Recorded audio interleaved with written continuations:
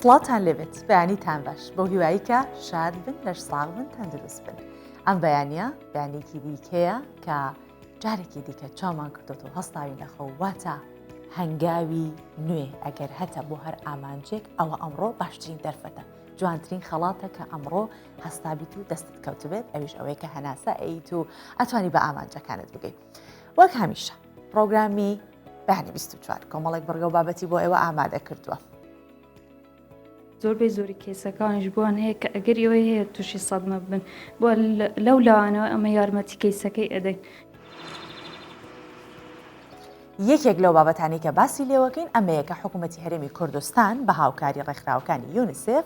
و کۆرداید سێ ناوەندی هاوکاری تەندروستی بۆ ئافرەتانە کردوتەوە کە ڕوبەڕووی توندوتیژی ئەبنەوە و ئەمە لە بەیانی 24 باسی گرنگی ناوەندەکە دەکەین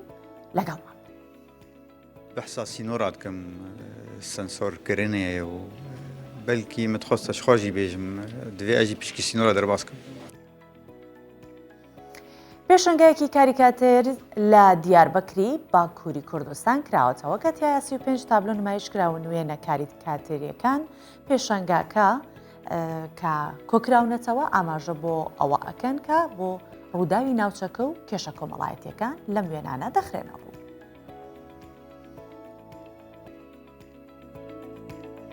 ئەمە کۆبایە زەوی وزاری چاندنی جگەرەیە. جوتیارانی کۆبا لە بەرهەمی ئەم ساڵی جگەران هیچ ڕازی نین ئەڵێن حکومت هاوکاری نەکردوین ڕەنگە کوالەتی بەرهەمی ئەم ساڵی جگەرەی کۆبی وەک ساڵانی ڕابردوو نەبێ.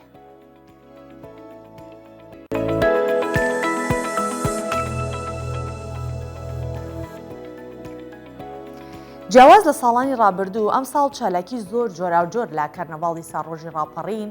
کە دوێنێ یەکەم ڕۆژی ئەو ساڵیادە بوو لە ڕانیە بەڕێوەچوو و هاوڵاتیان زۆر بە گەرم و گوڕی یادەکان بەرزڕاگرت. لە یادەکە تاکید لەسەر پاراستنی دەستکەوتەکانی ڕاپەڕین کرایەوە و سەرۆکی لیژنەی باڵای یادەکەش داوای لە حکوومەت و وەزارەتە پەیوەندیدارەکان کرد کە وەبەرهێنانی زیاتر لە بوارە جۆرا و جۆرەکان بکەن لە پێناو بژانەوەی زیاتری سنوورەکە. دانانی تاجەگوڵینەی وەفا و پێزانینە لەسەر مۆنەمنتی شەهیدانی ڕاپەڕین. ئەو شەهیدانەی بۆ ئازادی و سربەستی نیشتیمانەکەیان تێکۆشان و خەباتیان کرد و ڕۆژانی ڕاپەڕینی بەهاری ساڵی 1992 گیانیان بەخشی و شەهید بوون. ئەم ساڵ جیاوازتر لە ساڵانی ڕابردوو ساڵ ڕۆژی ڕاپەڕین کرایەوە. لەو یادەدا جارێکی تر جەخت لەسەر پاراستنی دەستکەوتەکانی ڕاپەڕین کرایەوە و تاکید لەوە کرایەوە بۆ ناوچەکە کار کراوە، بەڵام دانیشتوانی سنوورەکە چاویان لە کار و خزمەت گوزاری زیاترە بۆ بژانەوەی ناوچەکە. لە سۆنگەی پەرۆشیمان بۆ ڕاپەڕین و قوربانیەکانمان داوا لە هەموو لایەنە سیاسیەکان دەکەین کە پێکەوە ژیان و ئاشتی کۆمەڵایەتی بپارێزن کە بە خوێن و فرمێسک بەرەم هاتووە و پێویستە هەمومان یەکڕیزی گوتاری سیاسیمان بکەینە ئالەتی پێکەوە ژیانی ئاشتەوایی سیاسی و کۆمەڵایەتی، چونکە نارانی گەلەکەمان زۆرن هەر ڕۆژە بە فۆرمێکی تازە هەڕەشە لە دەستکەوتەکانی ڕاپەڕین دەکەن. بۆیە لێرەوە داوا لە بەڕێزان سەرۆکی حکوومەت و جێگیری سەرۆکی حکوومەت دەکەین کە ئاوڕێکی جدیتر بدرێتەوە تەمویلی دارایی پرۆژە تاو نەکراوەکانمان بکرێت کە ئەولێت و داواکاری بەردەوامی سنوورەکەیە. هەروەها داوا لە حکوومەتی هەرێمی کوردستان دەکەین کە کارئاسانی بکات و هانی وەبەرهێنان بدات بە ئەنجامدانی پرۆژەی وەبەرهێنان لە بواری کشتتوکاڵی پیشەسازی و گەشتیاری. 150 چالاکی جۆرا و جۆر، چالاکی ڕۆشنبیری، هونەری، کلتوری و فۆلکلۆری و چالاکی زانستی ئەم ساڵ لە یادەکە سازکرا بوون. زانکۆ و پەیمانگا و قوتابخانەکان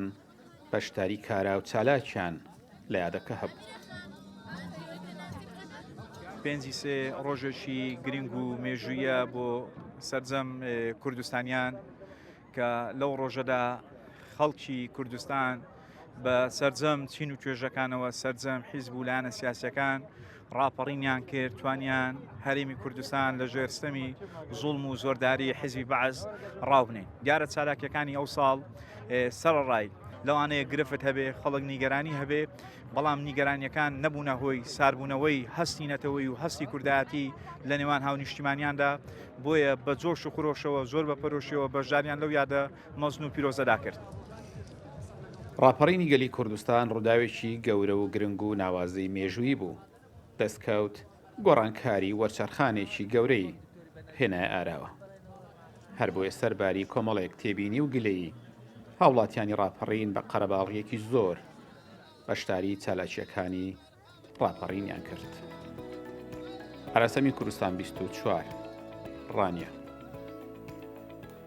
لە بابەتێکی دیکە ئەمڕۆ باس لە ئەوەکەین کە بە هاوکاری ڕێکخراوەکانی یونیسف کە ئەمە حکوومەتی هەرێمی کوردستان هەستاوە بە هاوکاری ڕێکخراوەکانی یونیسف و کوردایت کە سێ ناوەندی هاوکاری تەندروستی و کردوتەوە کە دوو ناوەندیان لە هەولێرە و یەکێکیشان لە سۆرانە بۆ ئافرەتانە کە ڕوبەڕووی توندوتیژیە بنەوە ناوەندەکە وێڕای چارەسەری تەندروستی و دەرونی وەک کۆمەڵایەتی هاوکاری دارایی و ئافرەتانە شەکات. ئافرەتێکە و ڕوبەڕووی توندوتیژی بۆتەوە لە چۆنیەتی توندوتیژیەکە دەکۆڵنەوە ئەگەر زیانی جەستەیی بەرکەوت بێت چارەسەری تەندروستی بۆ دەکەن ئەگەر نا پێی بە تێکشکاوی دەرونی دەبن و هەنگاوی یەکەمیان ئارامکردنەوەیەتی زۆربەی زۆری کێسەکانش بۆن هەیە کە ئەگەر ئەوەی هەیە تووشی سەدمە بن بۆ لەو لاوانەوە ئەمە یارمەتی کەیسەکەی ئەدەین کە هێور ببیتەوە هەر شتێک کە پێویستیان بیتن بۆیان ئەەکەین مەسەن لەوانەیە پێویست بکات جەلساتی دەرونی لەگەڵی ئەنجام بدەین ئێمە ئامادەین کە خدماتی دەرونی پێشکەشی ئەو کەسانە بکەین کە دێنە ئێرە. سەنتەرێکی تایبەتی چارەسەری تەندروستی جەستەیی و دەرونیە بۆ ئەو ئافرەتانەیە کە ڕوبەڕووی توندوتیژی دەبنەوە. تا ئێستا 265 کەیسمان هەیە و ئەمەوە 1 ساڵە دامانناوە کەیسات زۆرە بەڵام زۆربەی کەیسەکانیش نانەوێ بچنە مەحکەمە نانەوێ ئاشکرا ببن بۆیە ئێمە ناتوانین زۆربەی کەیسەکان چارەسەریشیان بۆ وەرگرین بۆیە هەر دەتوانین یارمەتی و PSSیان بۆ بکەین و هەروە دکتۆری دەرونی پێشکەش بکەنی خزمەتگوزاری دەرونی. ڕێکخراوی یونیسف و کۆرداید لەژێر چاودێری بەڕێوەبەرایەتی تەندروستی هەولێر سێ ناوەندی هاوکاری تەندروستی ئافرەتانیان لە سنووری پارێزگای هەولێر کردوتەوە کە یەکێکیان لە نەخۆشخانەی ئاشتی سۆرانە و تایبەتە بەو ئافرەتانەی ڕوبەڕووی توندوتیژی جەستەیی و دەرونی و کۆمەڵایەتی دەبنەوە. خزمەتگوزاری ئەم ناوەندانە بێ بەرامبەرە و بریتین لە خزمەتگوزاری تەندروستی دەرونی و کۆمەڵایەتی خزمەتگوزاری یاسایی کۆبوونەوەی هۆشیاری کۆمەڵایەتیشە. ئەوە ئافرەتەی ڕوبەڕووی توندوتیژی بۆتەوە کۆمەکی داراییش دەکرێت.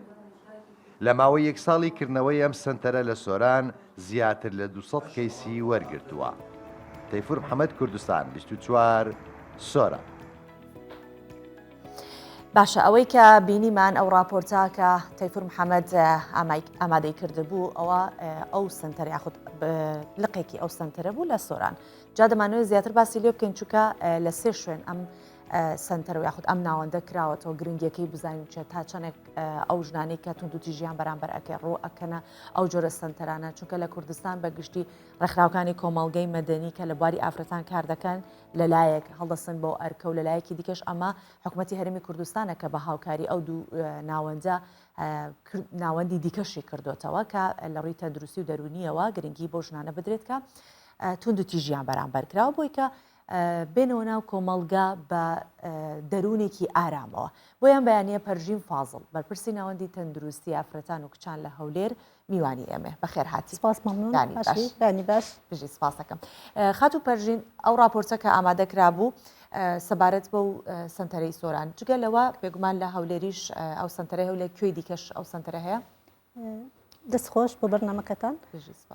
ئێمە سنتەرمان هەیە دوانیان لە شاری هەولێر وەکێکیشیان لە شاری سۆران باشە ئەو سنتەرانی دوودانەکەی کە لە هەولێرن وا پێویستە کات کە لێرە لە هەولێر زیاتر بێت چونکە جۆنەڵێ لە ڕووی کۆمەڵایەتی و خەڵکێکی زۆرتر لێرە ئەژین و خەڵکێکی زۆرتر ڕویان کردوتە هەولێر یاخود بەتەمان لە شارەکانی دیکەش بە هەمان شێوە ئەم سنتەرە بکەنەوە بدایت پرۆژەکە لە شاری هەولێر دەستمان پێکرد دوو سنتەر لە شاری هەولێر یەک لە مستشفای ئیمرجنسی و یەکیش لە مستشفای لەدایک بوون و ئافرەتان ئینشاڵڵە بەرنامە هەیە کە لە شارەکانی دریژ بکرێت بەڵام جارێ وەکو پێویست لە شاری هەولێر و لە شاری سۆرانە. باش ئەوەی کە لە نەخۆشخانەی ئەمەرجنسیە کارەکەی چ جیاوازیکی هەیە لەگەڵ ئەوەی کە لە نەخۆشخانەی ئافرەتان و منداڵ بوون؟ کارەکان هیچ جیاوازی نیە بەڵام بە حکمی ئەوەی ئەو کێسانە زیاتر تونند و تیژی جستەیی و دەرونیان بەرامبەر دەکرێتن بەخۆت دەزانی زیاتر ئافرەت تووشی ئەو حاڵەتانە دەبێتەوە ئافرەت و کچ نەخۆشخانەی لەدایک بوون زیاتر ئافرەتان ڕووی تێدەکەن ینی ئەوم تایبەتە ئەوێندەرێکە و ئەو حاڵەتانی کە دەستدرێژی سکسی بێ زیاتر دەبین کە حاڵەتەکەی دوودگانی ئۆشتانێ زیاتر دەستێوێندەرێکە بەڵام حاڵەتەکانی تر وەکو حاڵەتەکی لە ناکاوە کە ئەو منداڵە یان ئافرەتە دەستدرێژێکی دەکرێتە سەر یان جستەیە ئەوەی دێتە ئیمرجنسی. باشە ئێوە خۆتان پێی بەوە ئەبن کە ئەمە یەکێکە لەو کەیسانە یا خودی خۆیان دێن و داوا ئەکەن پەیوەست بن بە سنتەرەکەتانەوە یاخود بێنە ناو ئەو دووناوەندە لەوێ چارەسەر وەربگرن چۆن ئەم کەیسانە پیا کەسەکان زیاتر بۆ خۆیان ئیتساڵمان پێوە دەکەن یان دێرە مستەشفیەکان ئێمە کە دێن داخل مستەشفا دەبن دەبین لە ڕسەی پشتنەکان یەکسەر ئیتساڵمان پێوە دەکەن کە ئەو کێسەکە حاڵەتێکی ئەو هایە و دوایش لەسەر ڕەزامەندی کێسەکەی ئەگەر کێسەکە لە خۆ ڕەزامەند نەبی ئەمە تۆماری ناکەین وەری ناگرین. ئەو ئامادەکاریانە چین یاخود ئەو کارانە چین کە بۆ کەیسێک ئەیکەن کەیسێک بگومام لەگە کەیسێکی تر جیاوازە بەڵام ئەوەی کە وەکو ڕۆتینێک بۆ هەموو کەیسێک ئەنجامەدرێت چییە؟ ئەو خزمەت گوزارانێک ئەمە پێشکەشی دەکەین کە ناو هەر سنتەرەکانمان هەیە خزمەت گوزاری تەندروستی کە دەستەی هەر شتێکی پێویستبی ئەمە لۆی دەکەین و خزمەت گوزاری دەرونی دکتۆری دەرونیمان هەیە هەروەها ڕاوێژکاری کۆمەڵایەتی توێژەری کۆمەڵایەتیمان هەیە کە ئەو کێسانە حتمەن پێویستی پۆستی حاڵەتەی دەبیتن هەروە خزمەت گوزاری یاساییشمان هەیە پارێزەری خۆمان هەیە ئەو کێسانی کە پێویستیان پارێزەربی لەوان دابین دەکەین. زۆر باشە بۆ نمونە ئێستا کەیسێک ڕووتان تێ ئەکات نەک هەر خودی خۆی ڕوبەڕۆی تونند و تیژی بۆتەوە بگرە ڕەنگە منداڵەکەشی هەر لە ناو خانەوادە لەلایەن باوکیەوە بێت یان لەلایەن هەر کەسێکی دیکەەوە بێت کە سەرپەرشتی و خانەوادەیە دەکات تونند و تیژی بەرامبەر بۆ ژناکات بەرامبەر بە مناڵەکەشیەکات ئێوە تەنیا لایەنی دەرونی دایکەکە لە بەرچاو ئەگرون جستەیی دایکەکە لە بەرچاو ئەگرن ئەمە بۆ دایکێک ئەگەر منداڵی هەبێت یاخود منداڵەکەش بەمان شێوە منداڵەکەش ئەگە دایکە منداڵەکەی بینیتن منداڵەکەش پێویست پێبی ئەمە خزمەت گوزاری پێشکەش بەویش دەکەین. زۆر چاکە کەواتە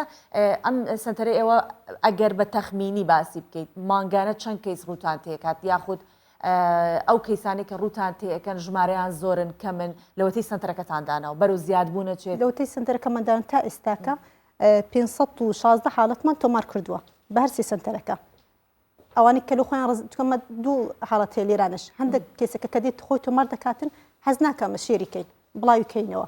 بەس نهێنی لە نێوان خۆمان بێتین بەڵام بۆ ئێوە کێسەکانی دیکە شێرەکەن شێرکردن چیەکەنی ئەمە دەلێنێکن خۆمان تۆماری دەکەین ناوێت کەس هیچ کەس بزانانی لەسەری شێرکردنەکە ئەوە یانی کە لە نێوان ڕێکخراوی خۆمان نەک لۆ دەرەی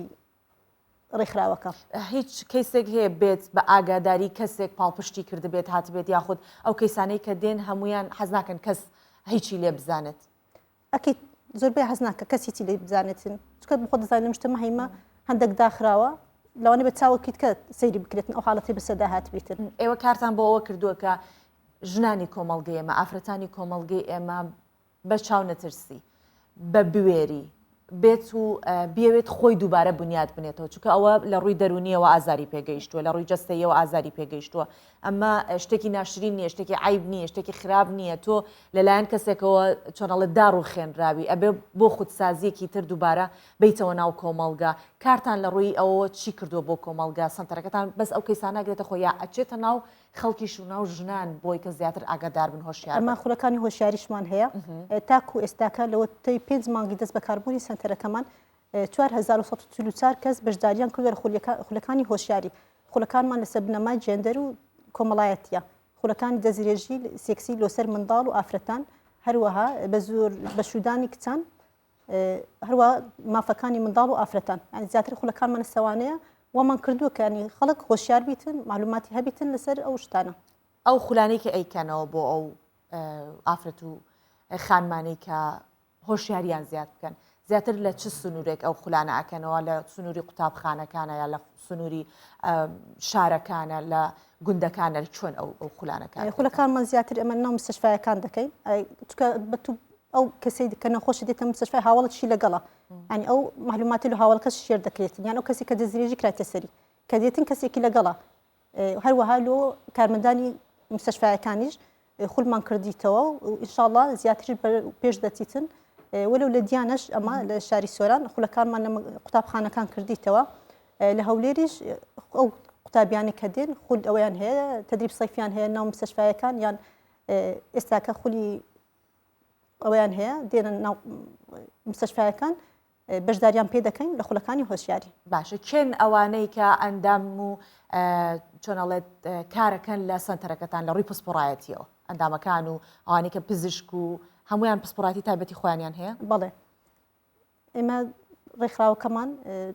ڕێکخراوی کوردی بە هاوکاری هەردوو ڕێکخراوی یونیسف کە و پاڵپشتی دارایی دەکە هەروەها وەزارەتی تەندروستی بە تایبەت فەرمانگەی تەندروستی هەولێر جەماعەتێکمان هەیە کە لە فەرمانگەی تەندروستی هەولێر ئەوان بەشی پیلاندانن دکتۆر بەشیر و کاک موحتەسەم ئەوانە سەرپەرشتی پرۆژەکەینە هەروەها دکتۆرمان هەیە دکتۆری دەرونی دکتۆری پزیشکی دادیمان هەیە توێژەری کۆمەڵایەتیمان هەیە. باشە لە کۆتایی بابەتەکەیە کە تەیفور محەممەد باسی کرد و منیش پێش ئەوە کە بێن باسێکم لێوە کرد دەڵێن یارمەتی دارایی ئەو ئافرەتانە دەدرێت ئەو جۆرە یارمەتیە چۆن لەسەر چ سیستەم و میکانیزمێک پێیان دەدرێت کێن ئەوانی کە دەچنە ئەو چوارچێوەیە کە ئەتوانرێت یارمەتیەکەیان بدرێت ئەوە بەپێ حاڵەتەکانە ئەم کێسێک دێتن دەستێژی سێکسی کراوەتە سەر پێویستی پزیشکی دادی پشکنی لێ بکاتن کەمە کەیسە ڕفێڵ دەکەن لە پزیشکی دادی پزیشکی دادیمان هەیە لەکن خۆمان بەس ئەو کێسە بچیتەکەن دکتۆری پزیشکی دادی یانە ناو سنتەر پشکنی لێ بکرێتن مەبلەغی پارە لۆ سرف دەکرێتن یان پێویستی بە پارێزەرە پارێزەریا بۆ چارەسەرکردنەکەی و بۆ بەس بۆ ئەوکو چارەسەرکردن و حەقی ڕێگاکەیە لەواتە شتێک نییە بڵێ مانگانە بێت نانە مانگانە نیە تەنیا بۆ ئەوەی کە چارەسەر بکرێت و ئەو با بڵین محامیوانی کە پارێزەرەکان کە لەگەڵەوەی کە حەقی ڕێگاکە تو بیدەی تەکسی بگری ئۆشتانە لە بۆ ئەوەیە زیاتر یان بتوانانی چارەسەرکەی پێ بکرێتن ئەو کەیسانەی کە ئەگەڕێنەوە دۆخی ئاسایی خۆیان ژمارەیان چەندە ئایا هەیە کە گەڕابێتەوە دۆخی ئاسایی خۆی بگەڕێتەوە ناو خێزانی ئەگەرنا ئەوانی کە مەترسێکی زۆریان لەسرە هیچ شوێنێک هەیە کە داڵدەیان بدات و بمێننەوە بەڵێ تا ئێستاکە چەندین کێسمان لە حاڵەتەکی زۆر خراپ بوو گەڕایتەوە سە حاڵەتی ئاسایی و ژیانێکی زۆر ئاسایی دەکات ئێستاکە هەروەها کێسیشمان هەیە لە داڵدەی ئەم ئیتساڵمان هەیە لەگە داڵدەی هەولێر کێسەکان لێ داڵدە دەدرێت لەگەڵ خانەوادەکانیانە لە کۆنتاکتە بن بۆی کە بگەڕێنرێنەوە یا ئەوانی ترەکەوێتە سەر کاری پارێزەرەکان و ئمە تاکو هەر کێسە کە وەری دەگەی تاکو و کۆتایی کێسەکە ئەو جهەیە 3 مانگی دەوێت 6 مانگی دەوێت هەی ساڵەکەی دەوێتن ئیتساڵمە هەردەبیتن لەگەڵ کێسەکە زۆر باشە سپاس دەکەم پەرژی فازڵ بەرپرسی ناوەندی تەندروستی ئافرەتان و کچان لە هەولێر لەگەڵ ماڵ دەستا خۆش سپاس بۆ سپاس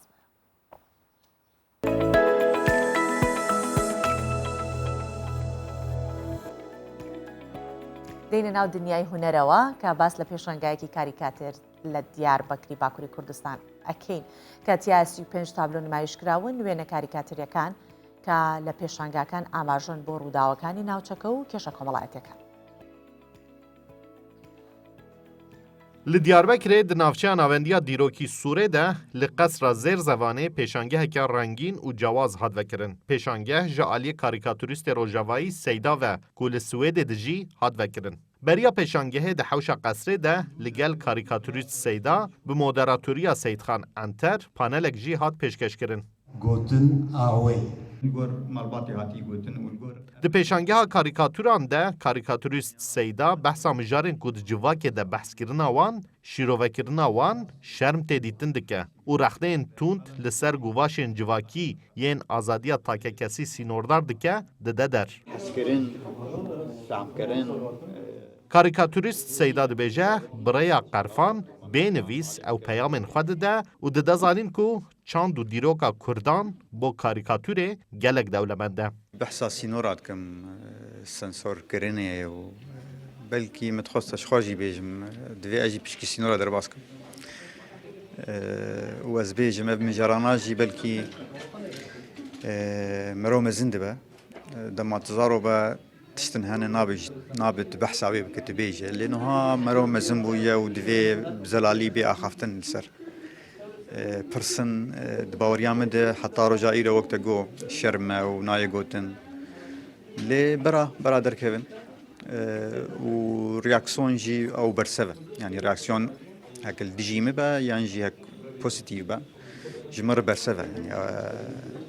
reaksiyon ez karim bêjim bingeha fêrkirina min ji min re. کەسێن بەشداری vekirina pêşangehê bûn jî berhemên karîkatûrîst Seyda wek berhemên balkêş û cewaz pênasekirin û beşdaran amaje kirin ew keyfxweşin ku li Diyarbekirê xebatek wisa hûnerî hatiye amadekirin. Ez pîroz dikim, ez destxweşiya wî dikim, ez baş bi ez hatim, yani min ev hezir nekir, yani em bêjin wênegerek şêwa karekê wisan bihêz cihê şanaziyê ku me heye. Ez pir kêfxweş bûm çünkü her tabloyekî wî manekî têde û zav jî balkişandim. Yani cara evvel ez dikarim bêjim, yani ku însanekî hissê xwe û tiştê ku serî wî de derbas bûye û hatiye jiyanê yani çêbûye wana tev carê weke karîkatûrîk aniye ser evkê. Ser ziman û fikra xwe tiştê xwe tev aniye ser tabloya dibêjim. Tişta balam kişan pir xweş e, yani her karîkatûrekî de netewê Kurd jî dibînim û ji xeyî netewê Kurd oldaran rexneyên li oldara jî kiriye dibînim. Yani pirsên balkêş tê de hene mirov dikişîne nav xwe, yani karîkatûrên pir xweş hene, yani Seyda edbên pênûsayî pir bixewete. Karîkatûrîst Seydayê ku ji bajarê Amuda Rojavayê Kurdistanê ye, eslê xwe ji xîzana Bedlîsê ye û dibêje wî bi pêşangeha nav Sûrê xeyalek xwe pêkanî û niha jî dixwaze xîzanê bibîne û yek bi yek pêşangeha xwe li bajarên Bakurê Kurdistanê bigerîne. Pêşangeh ji 35 berheman pêk tê û di heta 6 Adarê bo serdêran vekirîbe. Mahir Yüksel, Kurdistan 24, Diyarbekir. بەڵێ دەمانێت زیاتر لەسەر ئەم هوەرە قسە بکەین هوەری کاریکاتر کە ئەو کەسانی دەستی وێنەکێشانیان هەیە هوەرمەندن وێنەکێشن بەشێکیان ڕوودەکەنە ئەم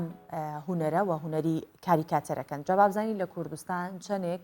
گرنگی بەو هوەرە درراوە ئایا پەراوێز خراوە یاخود نا ئەو پێشنگانە چین کە دەکرێنەوە واکێن ئەو هوەرمەندانی کە لە کوردستان ئێستا لەو بوارەیە چالاکیان هەیە بەکر عەبدوڕەحمان کاریکاتەریست لە سلێمانیەوە میوانی بەیانی 24 ئەمڕۆیە لەگەڵمانە بەیانیت باش کاک بەکر هیوادارم لەش ساح و دەندروست بیت کاک بەکر پێش هەموو شتێک هوەری کاریکاتر بەیانی تۆ باشتر هوەری کاریکاتەر هوەرێکە کە ئەو خەم و ئەو کێشانەی کە لە کۆمەڵگە هەیە یاخود ئەو کێشانەی کە بە شێوازێک دەتەوێت باسی بکەیت بگا بە خەڵک هوەری کاریکاتەر ئاسانیە کاتەوە ئەوای لێکات زووتر ڕۆ بچێتە ناو ناخی کەسێکەوە کەسێک لی تێبگات بە شێوەیەکی تەنزامێز جامێ بزانم ئەم هوەرەت چەندێک لە کوردستان کاری لەسەر کراوە چەندێک گرنگی پێدراوە وەکو هوەرمەندێکی کاریکاتەریست چۆنەی بینیت بەڵێ زۆر سوپاس لە ڕاستیدا هوەرمەندە کاریکاتەریستەکان لێرە بە جیاواز لەو سیستمەی کە ئەمڕۆ لە کوردستانە بەڕێوە ئەبرێ ئەوەی کەوا بۆ نمونە سندیکایەک نییە بۆ هوەرمەندە کاریکاتەریستەکان کۆکاتەوە بەڵام خۆیان لەسەر ئاستی جوهدی شەخصی کۆمەڵێ پێشانگایان کردوتەوە کۆمەڵی چالاکیان کردوتەوانەیە کە بەش بە حاڵی خۆم ئەتوانم ئاماژە بە کۆمەڵی چالاکی لە شاری سلێمانیە بەم کە لە ڕێگەی ناوەندی حەوڕەنگەوانەیە پێشکەش بە هوەری کاریکاتێریست کراوە بەڵام داخەکەم ئەم چالاکیە نەیتوانیوە تەواوی شارەکانی تری کوردستان بگرێتەوانێ بەڵێ کاک بەکرد هوەری کاریکاتر تەنیا بۆ ئەوەیە کە ئاماژە بە چۆنەڵێت هەندێ بابەت هەن کە ڕەخنەیان تێدایە ڕەخنەکان زووتر ئەگەێنن ئامانجەکەی ئەوەیە یاخود هەر وەکو هەر وێنەکێشانێکی دیکە وێنەیەکی ئاسایی پەیامەکەی چییە؟ هوەری کاریکاتێر هوەرێکی ڕەخنە ئامێزە ئیشی سەرەکی ڕەخنەیە هوەرێکە لە ڕێگەی هێڵەوانێ ئەوێ زمانێکی جیهانی دروست بکە ئەم زمانە دوجار مەبەست لێی گێڕانەوەی ڕێز و شکۆیە بۆ ئینسان لەبەرەوە هوەرێکێ هەم سادەیە هەم زوو ئینسانەکان لیان تێگەن و بەڕاستیا زمانێکی جیهانیشە و پێویستە گرنگێکی زۆری پێ بدرێ و کە بە بڕوای من ئەکرێت لە زۆر ناوەندەکانە هەر لە ناوەندی خوێندنەوانێ تا بە نەخۆشخانەکان و تا بە بواری پەروەەردە ئەم هونەرە بتوانێت دەور و جێگای خۆی تیا ببینێت. بەڵێ هونەری کاریکاتر تەنیا چۆنەڵە یەک لقی لێ بێتەوە یاخود وەکو هونەرەکانی دیکە ئەویش لقی دیکەی لێ بێتەوە چەند جۆر کاریکاتر هەیە بۆ خودی خۆت لەسەر چ جۆری هەیە خودی خۆت لەسەر چ جۆرە کارەکەی زیاتر؟ بەڵێ من لەسەر کارتۆن ئیشەکەم کاریکاتۆرمان هەیە ئەمە با بڵێن پۆرترێتە لە بواری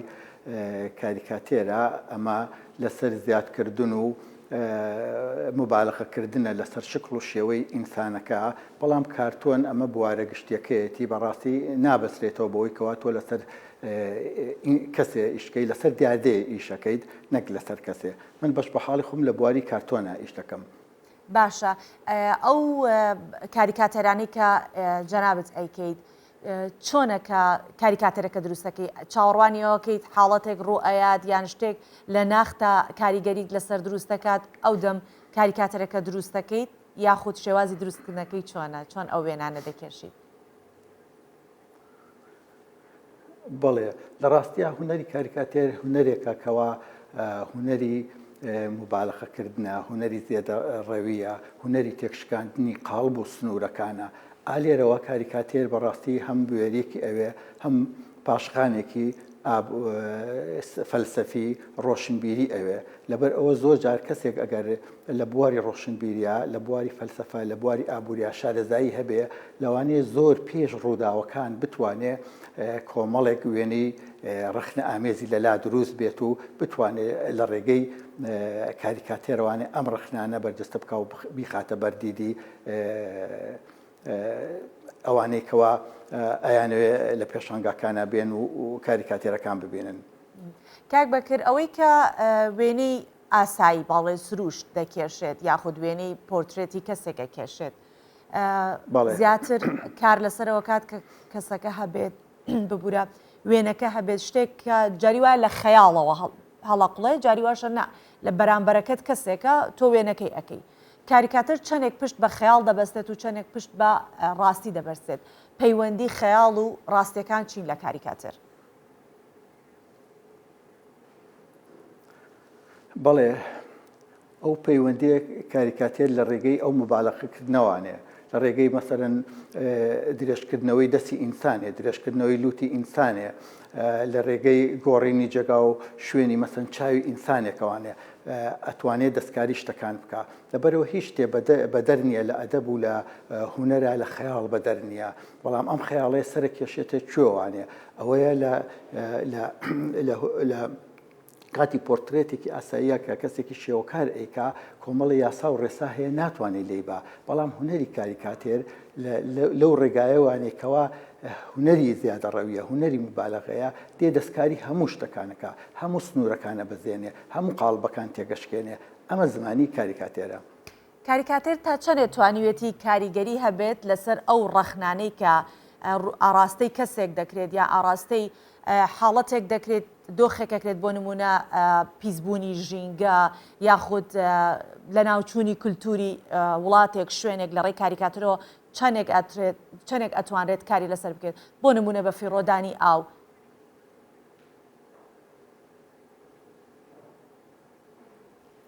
بەڵێ ئێمە لەو بوارە لە ڕاستیا لەسەر ژینگە کە ئێمە پێشنگایەکی نێودەوڵەتیمان کردوتەوانێت و پێشنگای نێودەوڵەتی کراوەتەوە لە سلێمانی پێشانگای هەر چوار پارچەکی کوردستان لێرە کراوەتەوانێت لە بواری ژینگە لە بواری ئاوا ئەمانە بێگومان جێگا و ڕێگای خۆیان ئەبێتوانێت لە دوجاریشە هیچی بەدەر نابێت لەوەی کەوا بتوانێت کاردانەوەیکی هەبێ و بتوانێت ئەم ڕخنەیە بگوێدێتەوە بۆ ئەو شوێنەی کەوا مەبەستە کە ئیش لەسەر ئەو کەم و کۆڕیە بکە ئیتر دوجار ئەکەوێتەوە لە لای کاریکاتێرز نامێنێتەوە ئەوانە وەختی ئێمە ڕخنە لە دیاردەیەگەگرین ئەمێنێتەوە سەر ئەوەی چەندێ ئەو لایەنانی کە بەرپرسن پەیوەندیدارن بەو بوارەوەی کە ڕخنەکەی لێژیراوانێ چەندێ ئەتوانن ئیش لەو مەجالا بکەن و ئەتوان ئەو کەم و کوڕیانە چاپ بکەنەوەوانە و ئیتر بەڕاستی ئیشەکە بۆ ئەوان بەجێمێنێت. باشە کاک بەکرد لە ئەزمموی کارکردنت کە چەند ساڵە خەریکی کێشانی وێنەی کاریکاتەری تا چەندە کۆمەلگای کوردی و ئەو کەسانیش کە ڕخنەکانیان ئاراستاکرێت قوبوڵی ئەو کارانە دەکەن و کاریگەریان لەسرە بێت.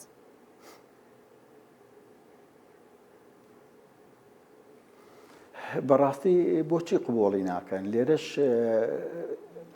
خەڵکانێکی زۆر هەن هەواداری ئەم هونەرەن بەڵام بەداخەوە ئەم هونەرە من هەموو جارێ باسم کردووە تا ئێستام هونەرە نەبووە بە کولتور کە نەبێ بە کولتور هەموو جارێ من ئاماژە بەوە ئەم تەنانەت لەناو دەستگای ڕاگەیاندنەکانە مەسەن بۆ من ئێستا من هاتوومەتە ئێرە ینی دوو کاریکاتێرم نەبینیوە ئەچیتە ناو ئەو شوێنانی کە ڕۆژنامەکانی لێ دەرەچێت گۆڤارەکانی لێ دەرەچێت ئەسڵن کاریکاتێر نابینی کێشەکە ئەمەیە کە نەبووە بە کولتور لەناو بواری ڕاگەیاندنی ئێمە. پێ دوایە کە ڕۆژنامەکان تا چەند دەتوانن یارمەتی دەری کاریکاتەریستەکان بن کە گۆشەیەک لە ڕۆژنامەکە تەرخان بکرێت بۆی کە کێشەیەکی کۆمەلگای پێ چارەسەر بکرێت. بەڵێ ئەمە هەروە بووە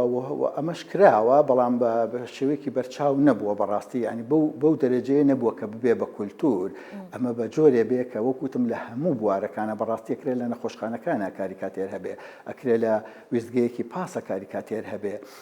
لە قوتابخانەکانە کاریکاتێر هەبێ ئەمە لە هەموو بوارەکانە ژیانە ینی ئەم هونەرە ئەتوانێت دەور و نەخشی خۆی هەبێ دوجار با بڵین ئەوەی کە مەدانی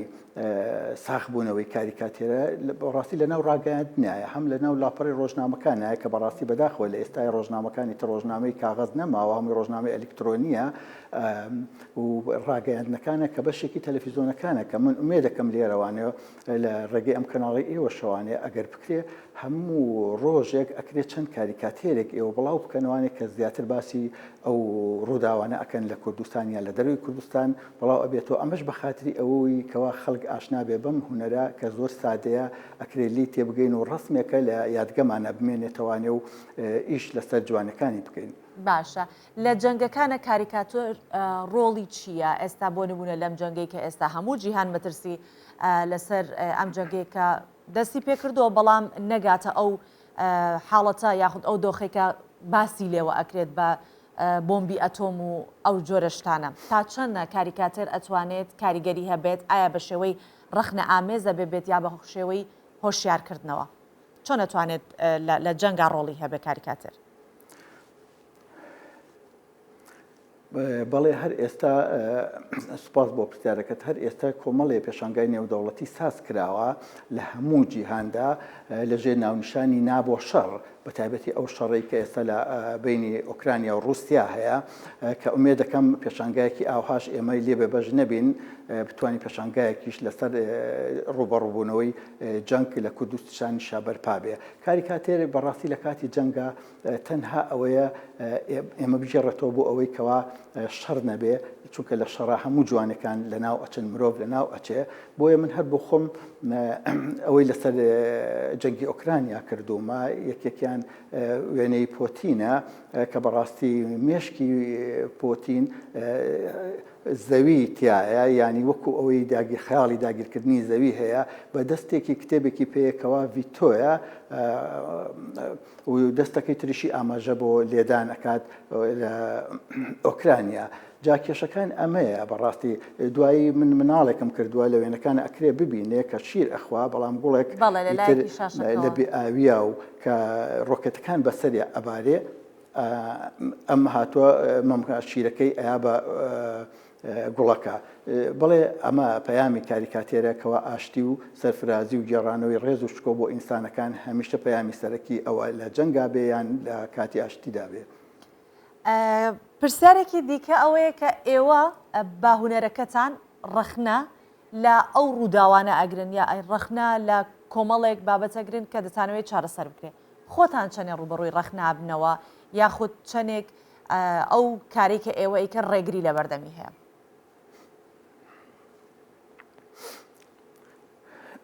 بێگومان ڕێگری لە بەردەمایە چونکە ئەگەر لەو پێناسە سادەی کاریکاتێرەوە دەست پێ بکەین کە تێکشکاندنی هەموو قاڵبەکان و بەزاندنی سنوورەکانە ئیتر تۆ ڕوبەڕووی کۆمەڵی ڕخنە ئەبیتەوانێ بەڵام ئەمە ئەرکی کاری کاتێریستە بە بڕوای من کە تۆ گوێ بۆ ڕخنایانە نایەی ئەوەی کە تۆ ئامانجی تۆیە گێڕانەوەی ڕێز و شکۆیە بۆ ئینسان ئەمەش بەڕاستی ئەوەی دەستکاری بۆ کۆمەڵێک بوار ببیت و بوێریت تیابێ کە لەسەر تێکشکانی کۆمەڵی قاڵب و کۆمەڵی سنوور و کۆمەڵێ کەلەپوری داڕزێوی ناو کۆمەلگا ئیش بکەیت و بتانی بە دیدێکی سەردەبیانە پێشکەش بە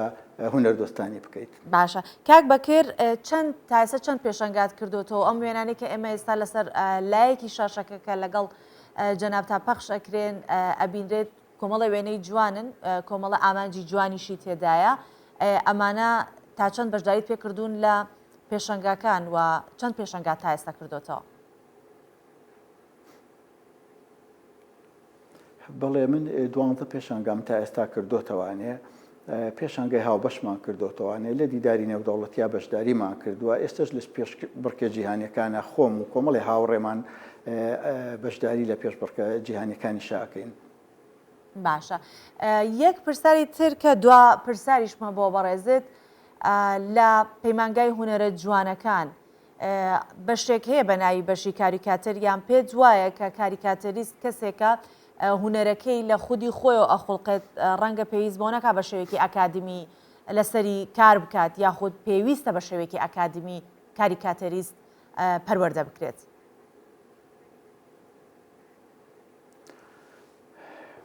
بەڵێ تا ئێستا ئەوەی کە من زانیاریم هەیە پەیمانگایەک نییە لە هەموو جیهانیشە تەنها چەند جارێ باسەکەن کە لە یابان بڵین پەیمانگایە کە بێکە لە بواری کاریکاتێرە قوتابیەکان دەستیان پێ بڵێتەوانێ بەڵام ئەوی تری هەمووی کەسانێکە لە بواری وێنە کێشانە دەستیان هەبێ و بتوانن ڕخنە بگرن و ڕخنەکانیان بە زمانێکی زۆر سادە بێ ئەوە ئەکەوێتە سەر هەوڵ و ماندووبوونی کەسەکە خۆی و حەزی ئەو کەسە لەو بوارە کە بەڕاستی ئەو بوارەش بە پێی ئەوەی کە هەندێ بوێری ئەوێ هەموو کەسێک ناتوانێت بچێتە نێو بوارەکەوانێ. باڵێ سپاس بۆ بەکر عەبدوڕەحمان کاریکاتەریست لە سلێمانیەوە لەگەڵمان بوویت. سپاس دەکەم. سپاس بۆ ئێوەش زۆر زۆر سپاس.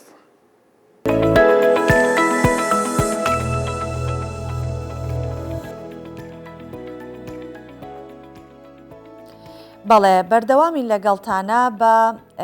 ئەوەی کە بابەتێکی دیکەتان بۆ ئامادە بکەین کە ئێوە بیدەری بن ئەویش باسی دیاربەکرەکەین کە دەچینە دیاربەکر لەوێ پێشەنگایەک بۆ نمایشکردنی ئامەرەکانی کەرتی پیشەسازی کراوەتەوە لە پێشەنگاکە ئامەرێکی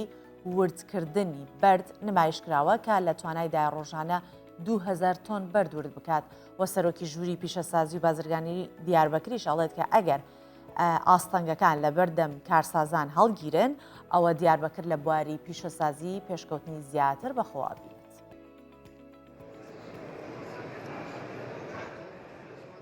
li Diyarbekirê de hemîn pêşengeha amûr û teknolojiya avahîsaziyê ya Mezopotamyayê berdewam dike. Her çiqas pêşengeh nevekî pêşengehên berê Qerebalıqbejê amûr û teknolojiya avahîsaziyê balê dikişîne. Di pêşengehê de danasîna makîneyên keviran dihêre û dike xîz ku ji aliyê kompanyayeke Diyarbekirê ve hatiye çêkirin hat kirin. Di pêşengehê de danasîna makîneya keviran dihêre û dike xîz ku ji aliyê kompanyayeke Diyarbekirê ve hatiye çêkirin hat kirin.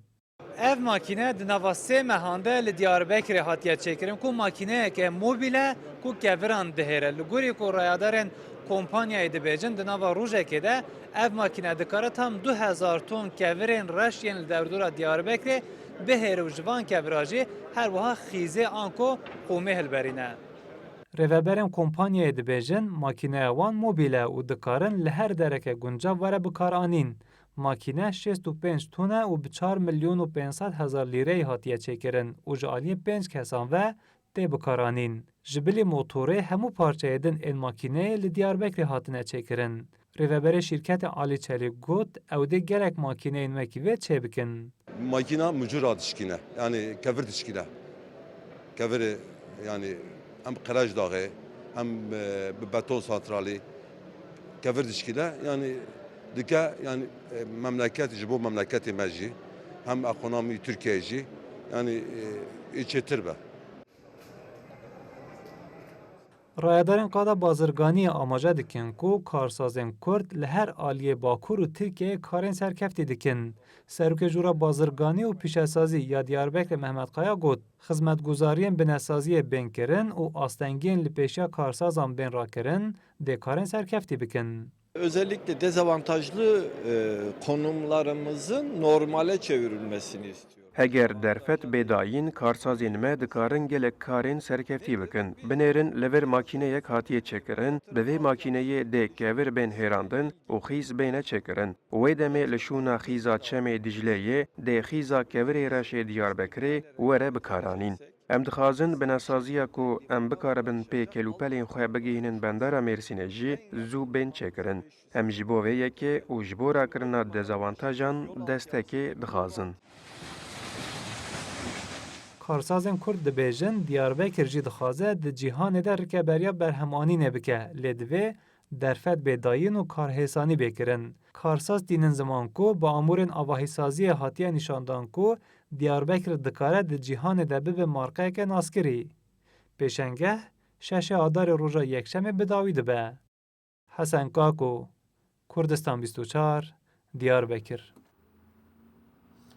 دەگەڕێنەوە دیسانە بۆ ناو دنیای هونەر بەڵام ئەمەیان هونەری خۆشنووسیە کە خۆشنووسێکی عێراقی لە تورکیا ئاژی خۆبەخشانە ڕاهێنان بۆ کەسانە ئەکات کە حەزیان لە هونەری خۆشنووسیە. مەحفوظ ئەمین لە ساڵی 2014 بەهۆی جەنگ و قەیرانی عێراقەوە ڕووی لە تورکیا کردووە لەوێ ئێستا کاری خۆشنووسیەکات و بە خۆبەخشیش خەڵک فێرەکە. خۆشنووسێکی عێراقی چل ساڵە بەرهەمەکانی بەعشقەوە دەڕازێنێتەوە. مەحفوظ ئەمین کە لە ساڵی 2014دا بەهۆی جەنگ و قەیرانی عێراقەوە ڕووی لە تورکیا کردووە ماوەی چل ساڵە بەردەوامە لەسەر هونەری خۆشنووسی و پێگەیاندنی قوتابیەکانی لەو بوارەدا. لەبەر ئەوەی کاکم گرنگی بە خۆشنووسین دەدا لە ماڵەکەماندا مرەکەب قامیش و کتێبی ڕێنووسیش هەبوو. زۆر دڵخۆش بووم بۆهۆی ئەوەی مرەکەب و کاغەز لەبەردەستمدا بوو. دەستم پێی کرد لە هیچ شوێنێک ڕاهێنانم وەرنەگرتووە. بە تەماشەکردنی کتێبەکان دەستم بە کاری خۆشنووسی کرد. مەحفوظ لە برا گەورەکەیەوە فێری هونەری خۆشنووسی بووە. سەرڕایەوەی دەرچووی کۆلێژی یاسای زانکۆی مووسڵە لە بڕی پیشەی پارێزەری هونەری خۆشنووسی هەڵبژاردووە. ماوەی ساڵانێکی زۆرە سەرقاڵی و هونەرێ و لە زۆرە لە پێشبڕچێنە دەوڵەتیەکان پلەی بەدەستێناوە. ئێستا خۆبەخشانە ڕاهێنان بەو کەسانە دەکە حەزیان لە هونەری خۆشنووسیە. داواکاری کەسم ڕەت نەکردوێتەوە. ئەوەی حەزی لێی بیت بە پێی توانە ڕاهێنانمان پێی کردووە و فێرمان کردووە. هەندێک جاریش لە ئیستانبول وانە دەڵێمەوە.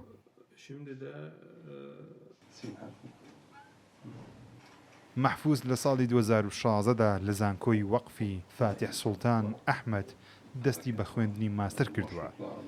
تێزێکی لەژێر ناوی لەدایکبوون و پەرسەندنی نووسین نووسیوە و خوازیاری نووسینی قورئان تابلۆ و کتێبە. دۆخی ئابووری کاریگەری کردوتە سەر زۆر لایەن لە کوبا بەتایبەتی بەرهەمی جگەرەی کۆبی بەناوبانگ وەکو کە بەناوبانگە لە هەموو جیهان وەکو جوتیاران باسی لەوەکەن بەرهەمی ئەم ساڵی جگەرەکەیان وەک ساڵانی ڕابردوو نییە و هەروەها جوتیارانی کۆبا ئەڵێن کە بەهۆی پەیینی کیمیایی لەلایەن حکوومەتەوە کە پێیان نادرێت کوالەتی بەرهەمی ئەم ساڵی جگەرەکەیان باش نابێت. Li Kuba ya navdar bi cixareyên havana cotiyar matirsidarin ku berhemên wan yên î sal kêm bin yan jî cûreya wan nebaş be. Cotiyar dibêjin ji ber vayrosa korona hudorpêça aborî li ser welatê wan semad û dermanên pêwîst kêm e wev yekbûyê sedem ku çandiniya wan paş bikeve. Ji ber kompanî li gorî başbûna cixareyan nirxê wan nîşan dikin cotiyar matirsidarin got î sal dahata wan kêm be. Em di çandiniya tûtinê de kar dikin, em debara xwe pê dikin, piştî çinînê em tûtinê ziwa dikin û difirîşin hikûmetê.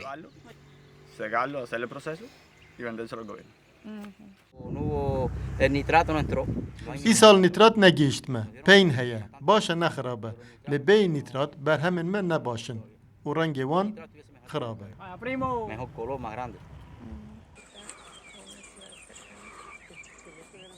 ji heyama sih salan ve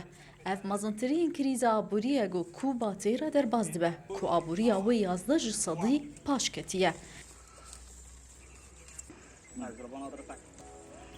Tevî got di sala 2020 de abûrî hinekî baş bû lê hîn jî welatî û hikûmet dê zehmetiyeke mezin te derbas dibin. لە کۆتاییە ئەوە ماوە بڵێم کە سوپاسدانەکەم بەیانەکەتان لەگەڵ ئێمە دەست پێ کرد بەو هیوایی کە ڕۆژێکی پڕ لە باشی و پڕ لە تەندروستیتان هەبێت و تەندروست باش بن هەمیشە بەخواتان ئەسپێرم و باڵتان ئەوە خەتەرەکە.